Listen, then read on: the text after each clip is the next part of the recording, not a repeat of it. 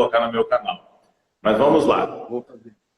Se você consegue gerar tensão e manter o tempo de tensão, você fez um dos estímulos hipertróficos.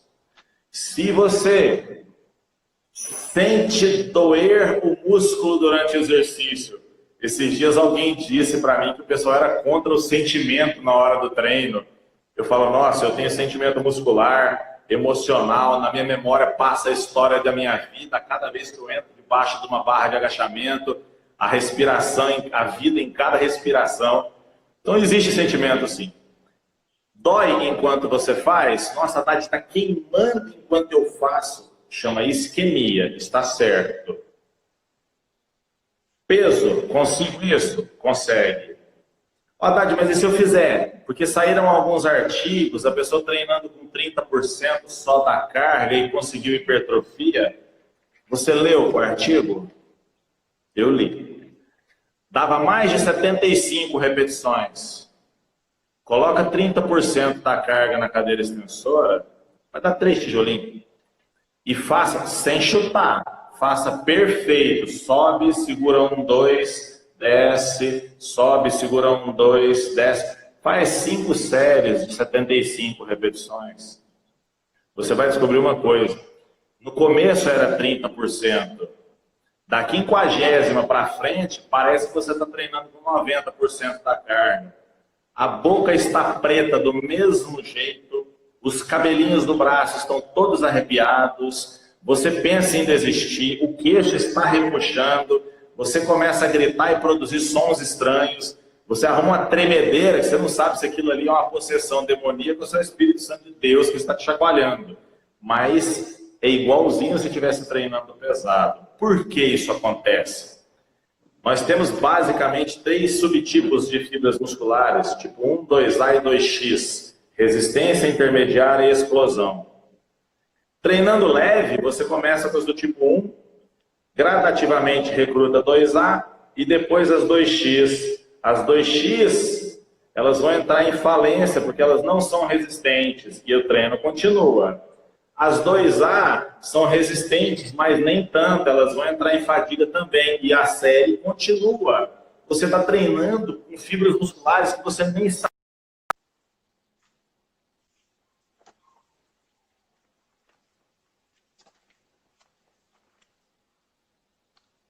Deu uma travadinha aqui, pessoal, professor. Só aguardar um pouquinho aqui.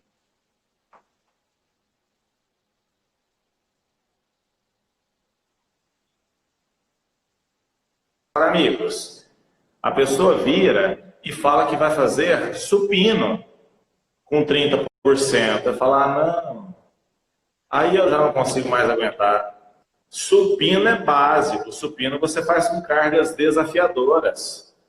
Quem que você vai fazer com esses 30% da carga? O crossover, que é um exercício que é impossível colocar peso naquilo, não tem jeito, o ombro dói, sai da posição. Aí faz sentido. Então, por que dá errado quando algumas pessoas tentam fazer? Porque não entende de musculação.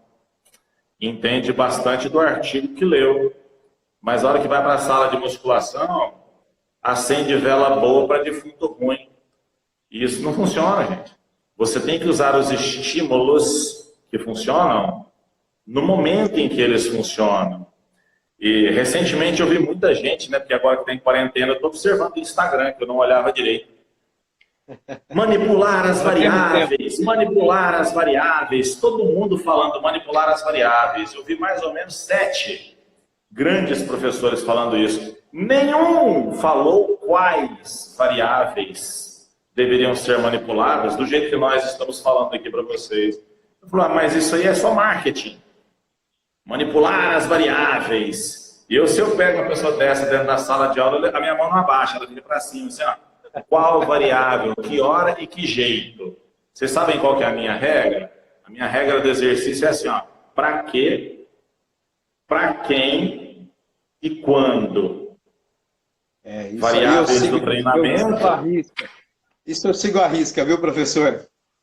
Não em é? relação, professor, a volume semanal, tem algum que você pode me falar? Quantas vezes por semana? Ou tem músculo que não tem necessidade? Tem músculo que ele tem que dar mais prioridade? Bate mais em cima da deficiência? Não bate? Em relação à hipertrofia. Novamente, o caso precisa ser avaliado entre o treinador e o treinado. Vou dar um exemplo para você. Uma pessoa que jamais treinou panturrilha, quando ele vai treinar, ele não está treinando hipertrofia, ele está aprendendo a fazer panturrilha. Depois, ele passa a treinar resistência de panturrilha. Aí ele faz um trabalho intermediário, não é exatamente a força, que já vai caracterizar a hipertrofia. Quando ele chegar na fase da hipertrofia, ele vai estar treinando com cargas realmente mais desafiadoras e séries mais desafiadoras. Sim. Agora a pessoa chega na academia, ele treina perna parecendo um leão. Na hora da panturrilha, ele senta na panturrilha, ele faz 3 de 20 e vai embora. Desculpa, isso não é treino. E pior, quando você olha o peso que ele colocou na panturrilha, ele colocou um prato de 20. Você fala, filho, isso aí você fez um trabalho bom para os tendões, para o tornozelo, é muito bom para melhorar a irrigação, abrir alguns capilares. Isso não é um trabalho hipertrófico. Isso é um trabalho para a sua saúde, muito bom, parabéns. Mas aumentar a panturrilha da pessoa exige estímulos hipertróficos. Então, pessoas que treinam panturrilhas com cargas mais moderadas, geralmente treinam a panturrilha de 3 a 4 vezes na semana. Pessoas que treinam panturrilha à la Dorian Yates, que a panturrilheira dele já começava com 250 quilos. Ah, não? Dá até desespero.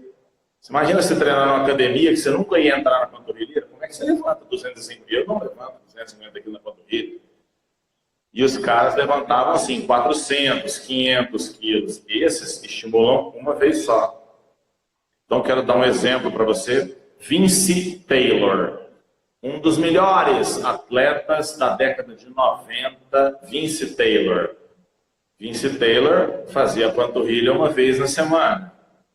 Né? Você pega Mike Matarazzo, segundo consta, a melhor panturrilha da história do fisiculturismo. Inclusive dizem que era melhor que a do Dorian Yates. Fazia panturrilha uma vez na semana. Né? Você encontra atletas como Lee Haney, que tinha panturrilhas muito boas, fazia panturrilha dia sim, dia não. Richie Gaspari, panturrilha todo santo dia. Né? Falei do Vince Taylor, mas acho que o Vince Taylor treinava panturrilha todos os dias também. Agora observem, ele ia lá e fazia 4 a 5 séries de 12 a 15 repetições todos os dias. Uma pessoa que vai treinar uma vez só por semana, o treino precisa valer. Então tem que ter bastante volume e bastante intensidade. Recentemente, alguns pesquisadores da Unicamp publicaram um artigo muito bem controlado, seguindo todas as normas de ABNT, regras de publicação, normas científicas, ou seja, tudo que é exigido para você escrever e o artigo ser aceito. Onde eles pegavam pessoas que treinavam regularmente, né, uma vez por semana, cada músculo, e colocar essas pessoas para treinar todo dia peito, né? Um exercício. Depois de 2 meses, o peitoral deles estava melhor. Pergunto para vocês, a força estava melhor? O experimento foi feito durante 2 meses. Como é que os outros músculos ficaram? Porque para você fazer peito todo dia, porque você deixou de treinar outras coisas. Sim. Haddad, mas, poxa, será que não era o caso dele passar a treinar 2 vezes? Então, ele vai de manhã e faz o peito, que é a deficiência dele, volta e faz o resto. Depois, não, a ciência não é feita para isso. A ciência é feita para você falar assim, olha, mais estímulos seriam bom. Mas é possível? Não. Então, o que tem para hoje? O que tem para hoje é treinar 2 a 3 vezes por semana. É isso que tem para hoje. Porque uma pessoa que faz supino, eu não tenho mais a força que eu tinha quando eu era atleta. O meu supino, ele, assim, 140, 150 quilos estourando. Essa semana eu fiz lá um treino de peito, meu último exercício foi o supino. tinha 130 quilos, quase morri para fazer. Para um peso desses, né, deve ter uns 2 ou 3 dias, não estou sentindo dor nenhuma. Na ausência de dor, comendo carboidrato direito, podia treinar de novo. Eu não vou treinar de novo, porque isso é contra tudo que eu acredito desde a década de 90. Eu acredito em treinos certos e descansos apropriados.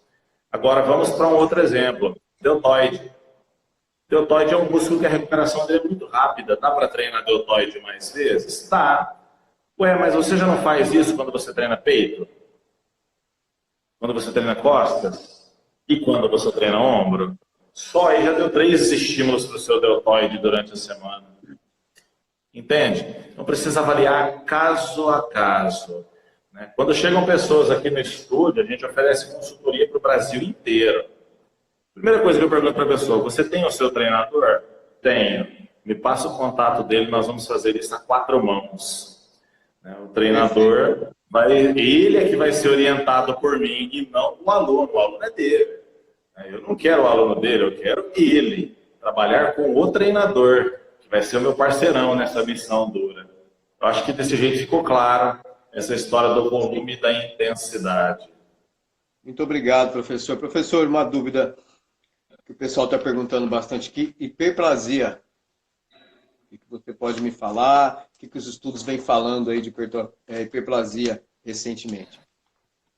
Muscular? Hiperplasia muscular, isso. A hiperplasia muscular ela acontece no último mês do período gestacional até o final do primeiro ano e meio, talvez o segundo ano pós-parto. Depois disso, entenda, nós temos no nosso físico células lábeis, que é o caso, por exemplo, dos seus glóbulos vermelhos, o tempo todo ele está sendo reproduzido novamente e tal. Né? Vocês têm células estáveis, elas têm a função delas, mas elas podem ir se ajustando, eventualmente elas podem até ser substituídas. E vocês têm as células permanentes, que são células insubstituíveis. Então, no seu sistema nervoso central, por exemplo, você tem um neurônio, que é uma célula permanente. E você tem as células da glia, que são estáveis. Quando o neurônio morre, o que acontece naquele espaço que era ocupado por ele? As células da glia invadem ali. E aquela função de passar corrente elétrica acaba se perdendo, não existe mais. Teu cérebro vai ter que encontrar um outro caminho aí para fazer aquela função. Músculos são células permanentes.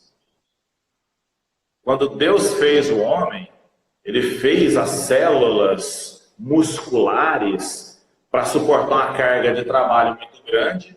Ele sabia que elas iam sofrer lesões, e aí ele fez a célula multinucleada. Ou seja, você vai lá jogar futebol, toma uma paulistinha, o famoso tostão na coxa, machuca seu músculo, mas ativam as células satélites. As células satélites fazem sinalização biomolecular. Como você tem multinúcleos, você promove síntese proteica em vários lugares e essa célula não morre. Porque se a pancada for grande demais e essa célula morrer, no lugar dela aparece uma fibrose. Guarda, por que não apareceu outra fibra muscular no local? Porque não existe isso. Você tem hipertrofia. Isso foi o que Deus te ofereceu, a capacidade de aumentar o tamanho e a capacidade de trabalho da fibra muscular. Aumentar o número de fibras musculares, isso foi no início dos anos 90, porque a técnica, quando você fazia biópsia, a técnica de conservação era de 3 a 5 dias. Então, no 5º dia, quando você olha, parece que tem mais fibras. É porque você tem a fibra adulta e você tem miótomos, que são fibras menores de núcleo centralizado. Mas do 5º até o 10º dia, esse miótomo se funde à fibra antiga e vira uma fibra grossona. Portanto, amigos, hiperplasia, não. Hipertrofia. Senão, todo menino que nasceu para ser frango virava peru. A gente sabe que não vira. Frango é frango, lagartixa é lagartixa, crocodilo é crocodilo. Né? Ótimo. Pode melhorar Professor, bastante, mas você não vai mudar de categoria. Dor muscular tardia é sinal que foi um bom treino, exagerou, ou quem não sente dor também está tendo hipertrofia? A dor tardia ela é um dos sinais de que o treino teve uma ação excêntrica muito boa, então teve carga, gerou tensão, e isso pode ser um indutor de hipertrofia. Mas a dor durante o treino, a dor da isquemia, ela gera pump, e esse é um indicador mais fidedigno. O cara vai lá, faz supino inclinado, estufou o peitoral, bichão, ficou grandão, o peitoral, rapaz, não levanta nada, só cresce a orelha dele na hora do treino. O peitoral mesmo não cresce nada. Difícil, ele vai ter que aperfeiçoar a técnica, ele vai ter que diminuir o peso, ele vai ter que ir para os cabos, fazer exercício onde ele aperta bastante esse peitoral superior dele, aprender a conversar, mind-muscle connection. Ele vai ter que aprender a contrair esse músculo concentricamente, de maneira máxima, fazer uma excêntrica do peito sem jogar para os ombros. Ele vai ter que aprender a usar esse músculo, para depois aprender a usar esse músculo com pesos grandes, e aí o shape dele, a forma do músculo, começar a ser trabalhada. Essa turma do agachamento, que fica enfiando carga no agachamento da mulherada, tem levado para as competições, categorias femininas, evidentemente, umas wellness de bumbum quadrado. Isso, nossa, olha o bumbum da mulher, parece um porta-copo, se botar o copo ali não cai. Ok, eu entendi. Você está vendo a cavalona, mas feia, muito feia. Porque perdeu o padrão estético de você olhar e falar, nossa, parece uma estátua. Ela fez muita força agachando? Fez, mas ela fez força em tudo. Eu nem sei em que fibra que ela fez força. Precisaria refinar esse movimento.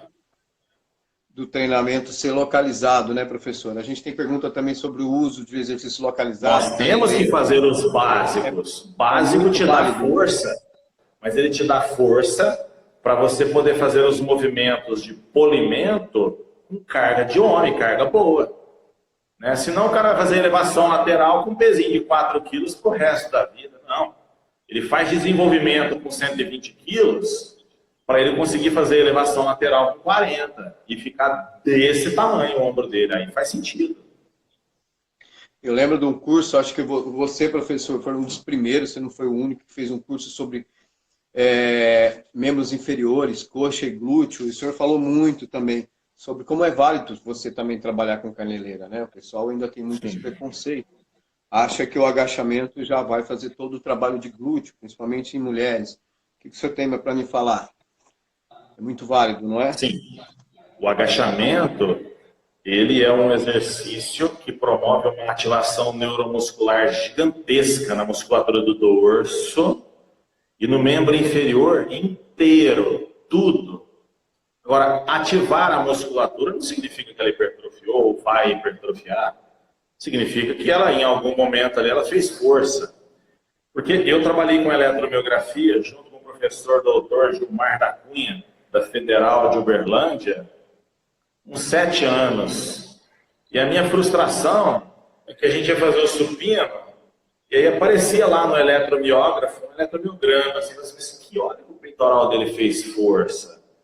Será que se a gente filmasse o movimento e cruzasse isso com telemetria, com cinemetria, será que não dava para eu saber se foi aqui que o peito trabalhou? Aqui? Onde que o peitoral dele trabalhou de verdade? Isso não tem como saber.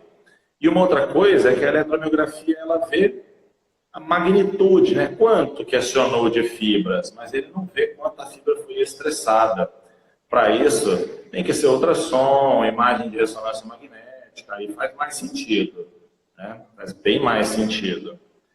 Agora, por que as caneleiras fazem tão pouco efeito?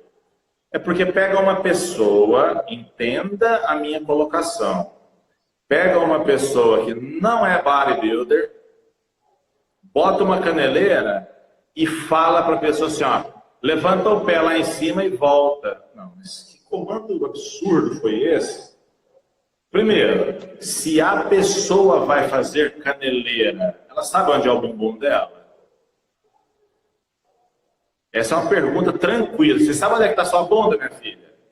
Porque quando eu disser, contraia o glúteo, espreme, será que ela vai saber apertar o bumbum mesmo? Porque isso precisa ser ensinado. Os movimentos do fisiculturismo são artificiais, não são funcionais, naturais. Tem que ser treinado isso. Gente, se agachamento fosse um grande construtor de todas as partes dos membros inferiores, Tom Platz trabalhava como mulher melancia em banda de funk. Tom Platz não tinha nada de glúteo, ele era reto. Campeão mundial de agachamento, o cara agachou com 500 quilos. Na hora que ele virou e saiu andando, eu falei, ó, parece a traseira de uma Scania, reta. Ah, Dade, mas por que é homem? A campeã é a mesma coisa, não tem bumbum, não. E os que têm, é porque tem uma genética favorável para glúteo. Então, entendam, algumas pessoas vão precisar treinar muito os músculos cujos pontos são os mais deficientes. Entenda, se uma pessoa tem o deltoide médio deficiente, desenvolvimento, se você colocar um eletrodo nas 3 cabeças do ombro, a hora que ele fizer o desenvolvimento, você fala, viu, o desenvolvimento trabalha tudo, mas cresce nada.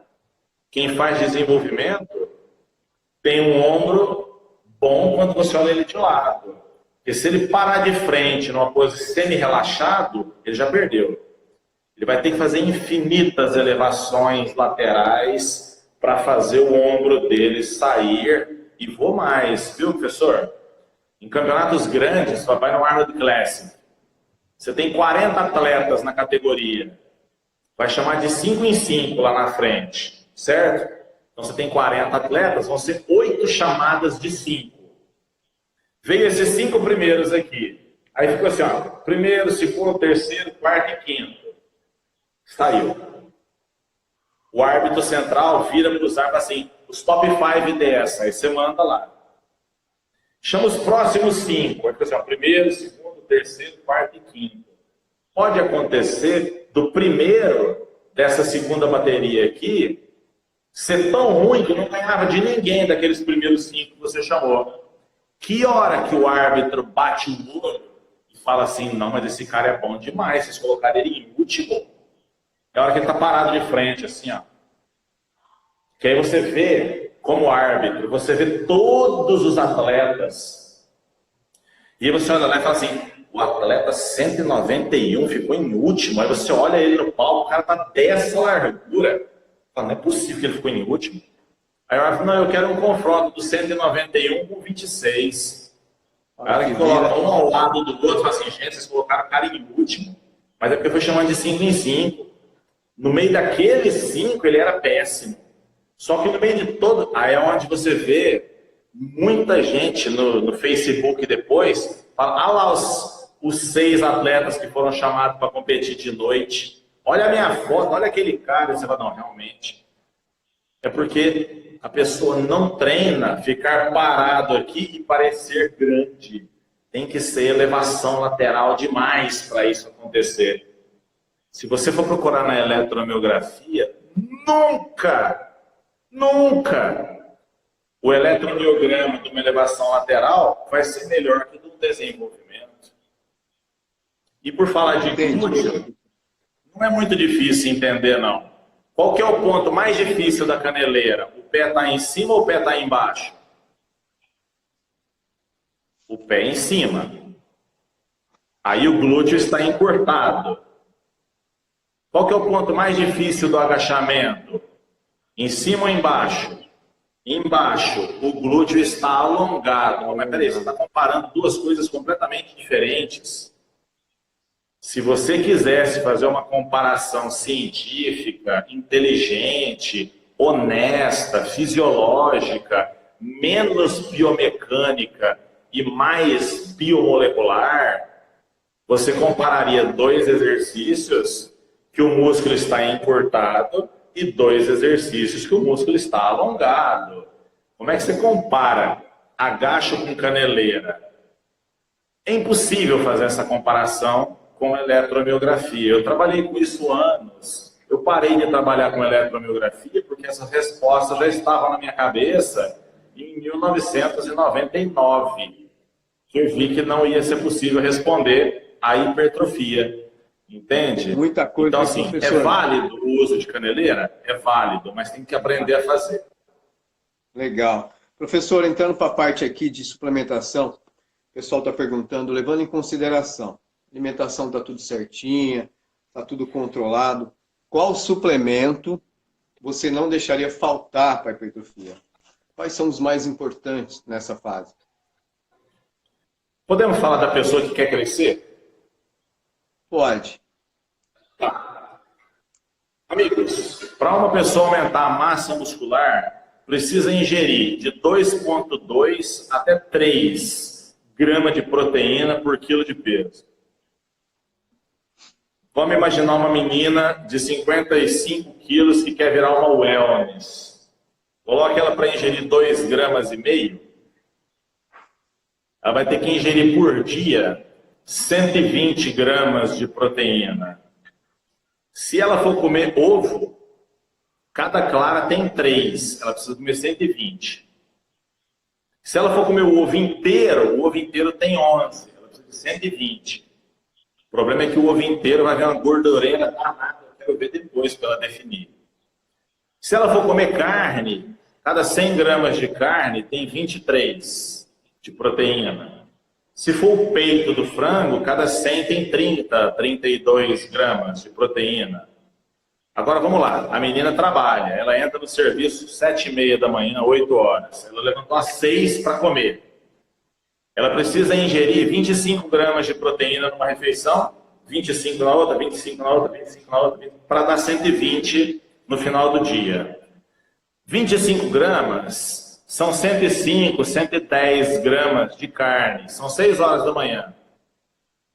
Quantas meninas vocês conhecem que comem um bifão de 100, 120 gramas, 6 horas da manhã? Essa é a pergunta.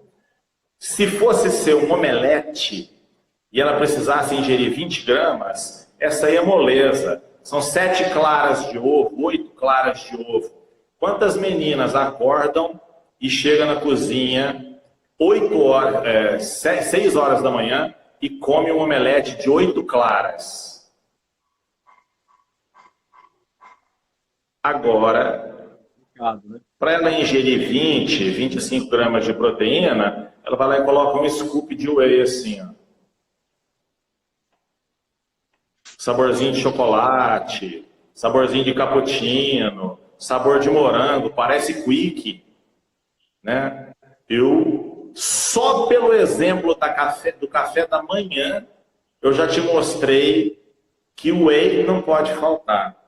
Esses dias eu estava num evento, tinha um doutor em nutrição, e ele provando que a whey não hipertrofiava mais do que o extrato da soja ou do que o bife. Eu falei, não, professor, mas ninguém jamais falou isso. Eu só acho muito difícil uma pessoa chegar meia-noite e ingerir 25 gramas de proteína do extrato de soja e não ter uma diarreia às 3 horas da manhã.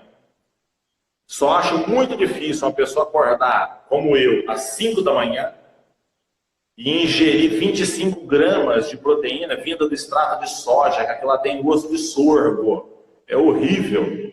Eu prefiro um negócio que tem gosto de Toddy. Então, já esclarecemos. Só lembrando, professor, que em relação a sabor, vou ter que falar que a FTW está lançando 12 novos sabores. Então, assim, para facilitar demais, 12. Vai totalizar 24 sabores no total. Então, olha isso. Não tem como, não tem desculpa, né, de não ingerir proteína, né, professor? A pessoa vira aqui no meu estúdio, o pessoal que treina no estúdio tem um poder aquisitivo um pouco diferente do pessoal que treina numa academia. Mas mesmo as pessoas que treinam na academia, eles falam assim, Haddad, qual sabor de whey que eu compro? Eu sempre falo assim, compra de 2 a 3 sabores. Não, mas fica caro. Não, caro é o que você paga e não vale. Do mesmo jeito que você vai enjoar de comer peito de frango, você vai enjoar da whey mais gostosa do mundo. Então compra logo 2 sabores. Toma 2 dias de baunilha, 2 dias de chocolate, toma de morango.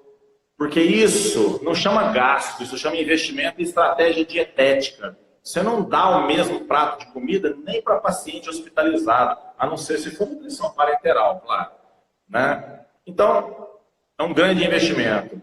E outra coisa que não pode faltar de jeito nenhum pelos benefícios da cognição e de sinalização celular é a creatina monohidratada, que é um produto barato, de fácil uso. Idosos tinham que usar whey e creatina, não podia ficar sem de jeito nenhum, porque ia ser uma modificação muito grande na qualidade de vida deles. Professor, nossa live, o tempo está assim, ó, em cima do tempo. Tem problema de eu encerrar essa e começar outra agora? Não, te espero daqui a pouquinho. Nós temos mais uns minutinhos, tem que falar um pouco mais de creatina, tem dúvidas sobre qual suplemento usar antes, usar depois, vitamina C. Posso encerrar aqui, Entendi. Pessoal? Eu vou Encerra e retornar salva. já com o professor. Encerra e salva. Vou deixar. Tá bom, professor. Até já já, pessoal. Até.